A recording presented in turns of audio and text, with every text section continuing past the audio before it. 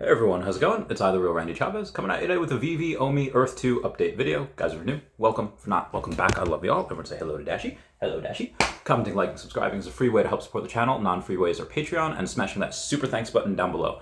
Also, Raythex, that ETH domain name, and this is not brown angel advice.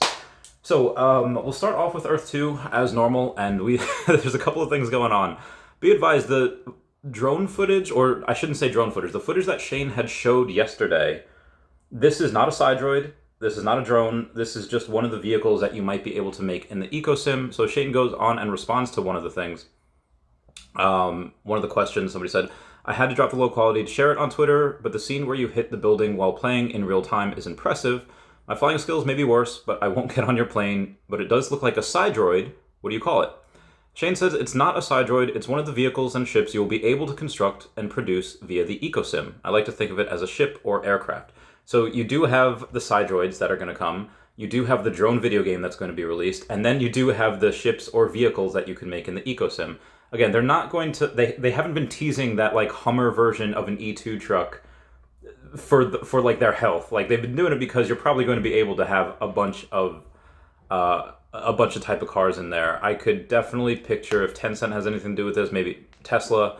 I mean, just because Lamborghini and Aston Martin has partnerships with Veve doesn't mean that you might not be able to get that as well with Earth 2 or, again, any of the other amazing car brands out there.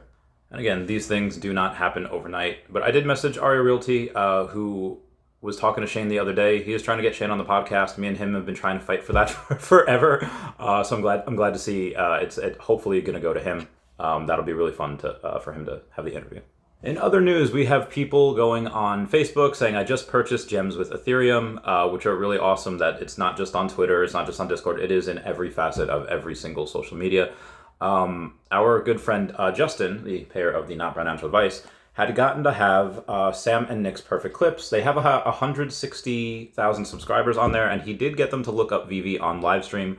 I don't know if there's been any follow-up with that. I don't know if they'd ever downloaded it, but either way, someone with 160,000 subscribers was able to look it up on live stream, so I thought that was pretty legit.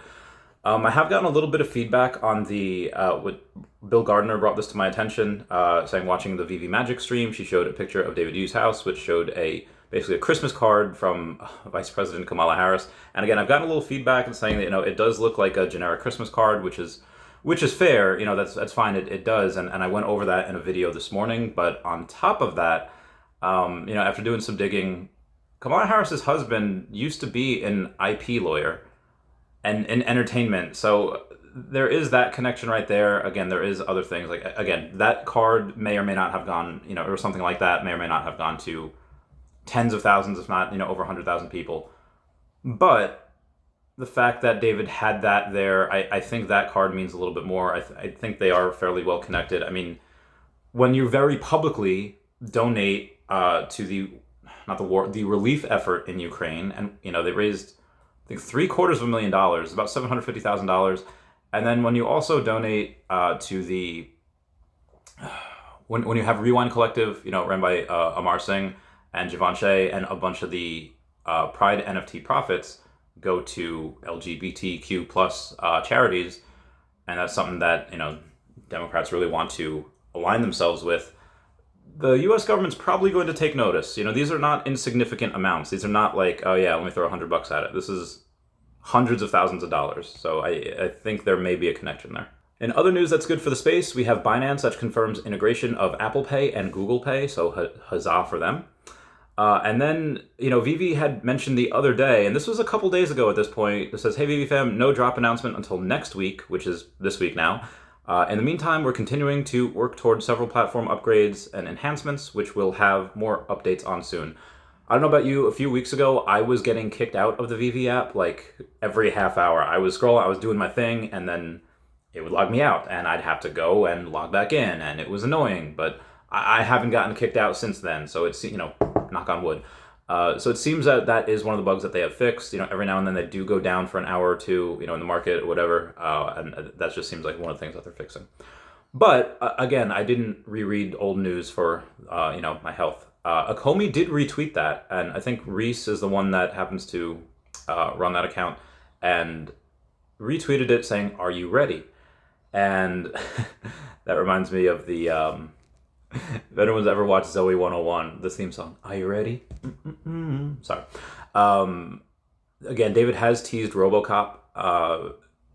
It could be an Inspector Gadget thing, could be other things, but yeah, this is exciting. I'm very, very curious. Now again, just because they said we'd have an announcement this week doesn't mean we actually get said collectible this week.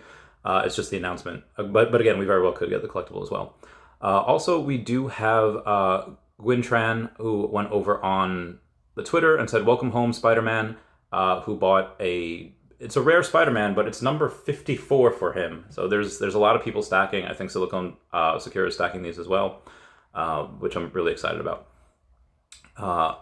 And outside of other people purchasing gems with Ethereum, we do have the Drop Ryan over on Twitter saying, "If Veve put a symbol next to listed collectibles in the marketplace that were never traded and added a section in the metadata, it would do 3 things." Again, this is according to Ryan.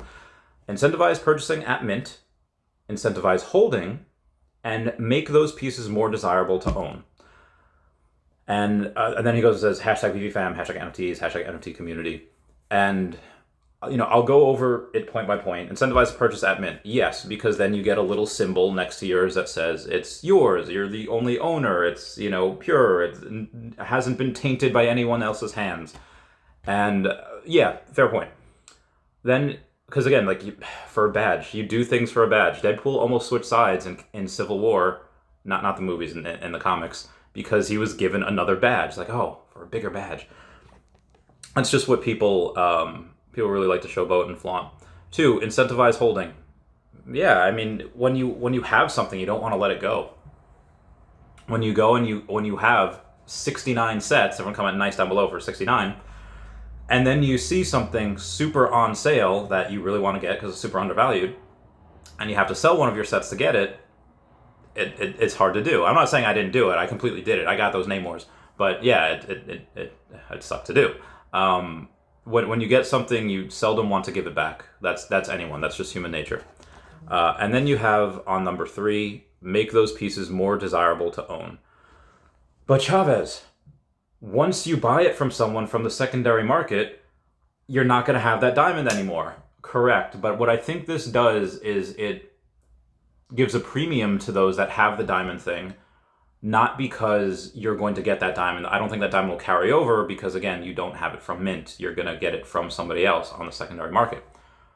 But what that does is that lets people know, hey, this has not been passed around like a basketball in a high school basketball game. This has just had one owner. This has just had one other person before you. And I get it. The argument of okay, well, if I'm going to get a Walt, I'm not the first owner, but do I really care? It's like that old Aston Martin commercial. You're not the first, but do you really care?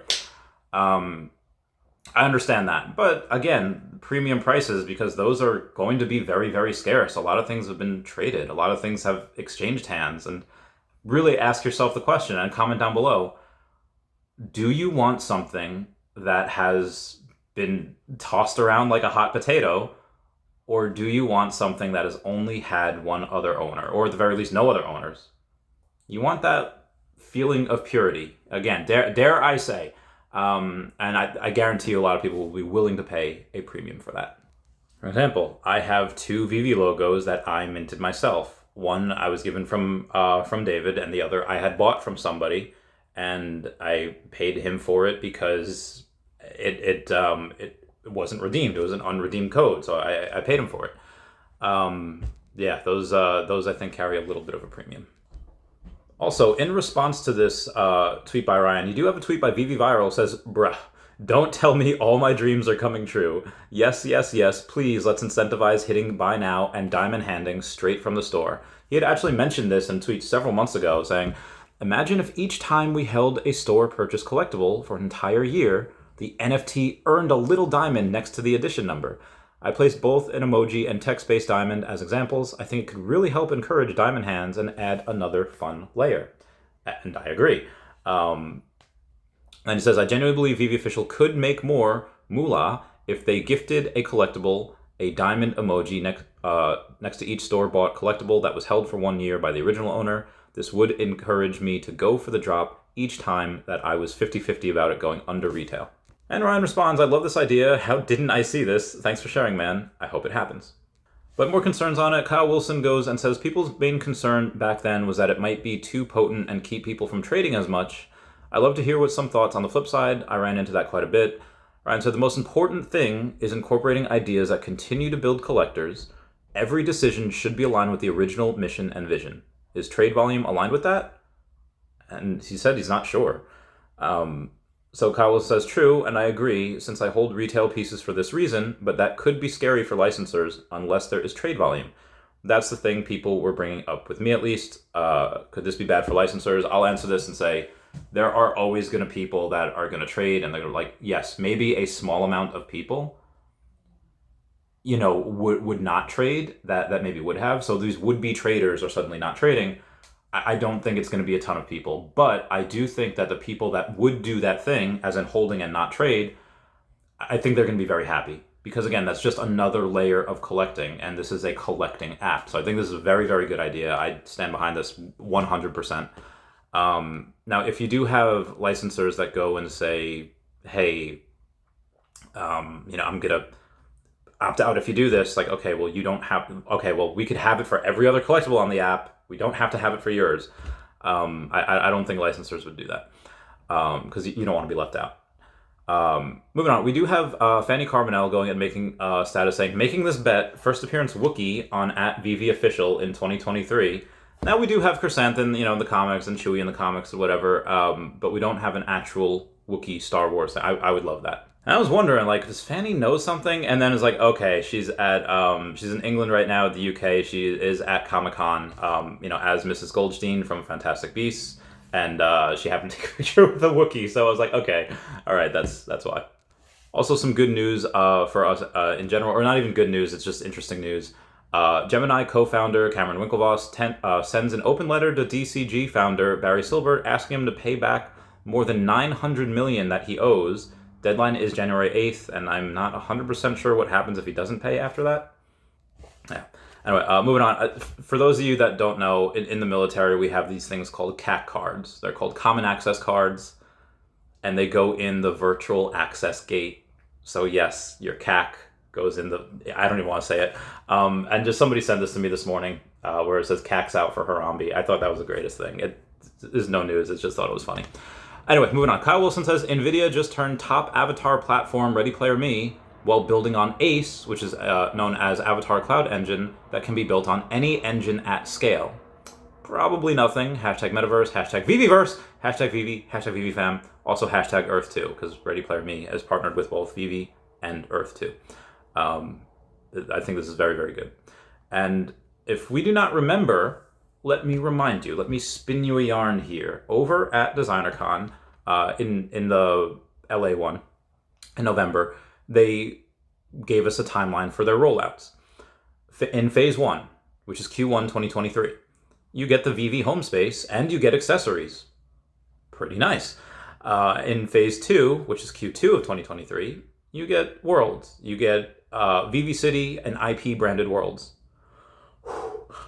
Heavy breathing. In phase 3, which is Q3 2023, you get customizable avatars, and that's really what Ready Player Me is all about. And then phase 4, which is Q4, is gamification.